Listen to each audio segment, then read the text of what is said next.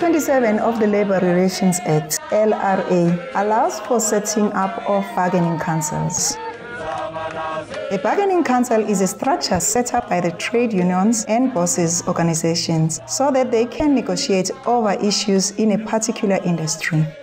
For example, trade unions in the road freight industry can agree with road freight bosses to make a road freight bargaining council.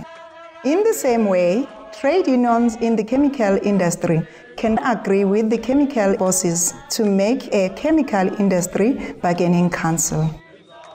Why do trade unions want bargaining council? Sometimes trade unions negotiate with bosses at workplace level. This is known as plant-level bargaining. Plant-level bargaining is most effective when workers in a particular workplace are very well organized, but this level of bargaining takes a lot of time and resources from the union. It can also stop workers in a particular industry from uniting in struggle for common demands. Through a bargaining council, the union can bargain with the different bosses at the same time. The union and the bosses can then make agreements that cover the whole industry. This is known as centralized bargaining. Centralized bargaining can combine the strength of workers in the same industry. Can be quicker and a more useful way of using union resources. In the past, the gains workers made through centralized bargaining were also passed on to unorganized workers. Some argue that centralized bargaining has its own dangers, like negotiators making deals with bosses without getting mandates from workers. Some of the main things bargaining council do are make collective agreements between trade unions and bosses organizations, ensure bosses implement the collective agreements by employing agents, settle disputes between workers and unions on the one hand and bosses on the other hand, administer provident and pension funds, medical aid, and other worker benefits. Who can make or belong to a bargaining council? One or more registered trade unions and one or more registered bosses organization can come together to form a bargaining council. When they form a bargaining council, these organizations are known as the parties to the council. Other registered trade unions or bosses organizations can apply to join the council at any time. One of the main reasons to set up a bargaining council is for trade unions and bosses to bargain centrally over wages, workers' working conditions, and any other issues that affect the workers and bosses in that sector.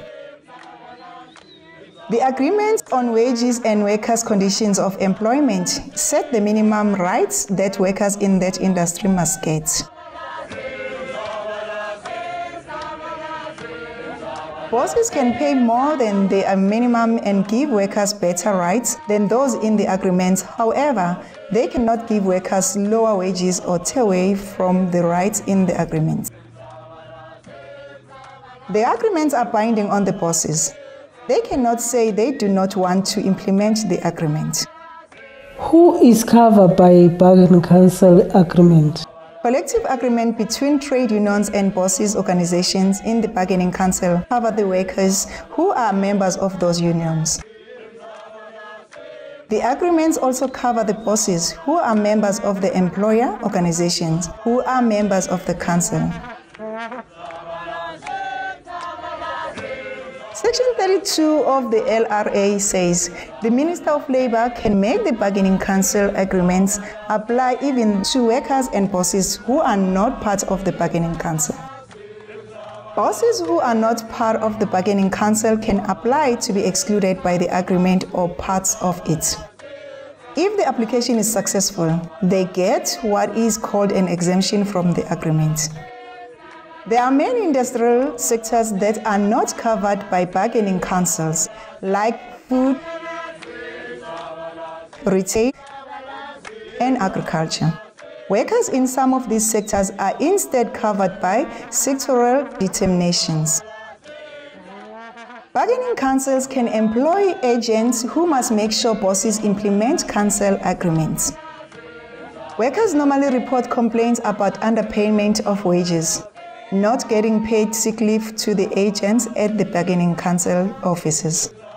Agents have the right to do inspections and can give bosses compliance orders. Compliance orders are instructions to the bosses to implement the council agreement. Most bargaining councils are given permission by the CCMA to do conciliation and arbitration over disputes like unfair dismissal and unfair labor practice. Workers who are covered by a bargaining council must refer such dispute to their bargaining council, not to the CCMA. How do bargaining councils work? Bosses do not have to agree to the forming of a bargaining council. The setting up or joining a bargaining council is voluntary. Bargaining council must register with the Department of Labor.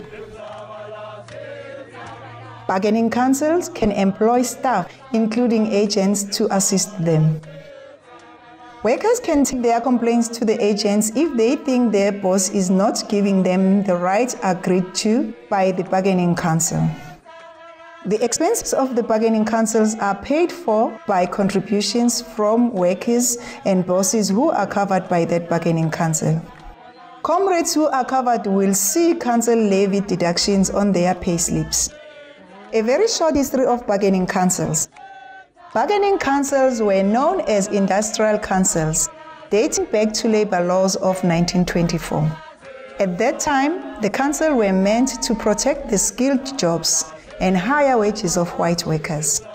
By the early 1980s, New Black Workers Union won the right to participate in these councils. Trade unions like the Metal and Allied Workers Unions, also known as MAU, won big increases for their members and for non-members through very militant struggles. Today, some comrades argue that the bargaining councils benefit only the bosses and are no longer useful for trade unions and workers. You can phone the Casual Workers Advice Office if you are not sure if you are covered by the BCEA, a sectoral determination, or a bargaining council.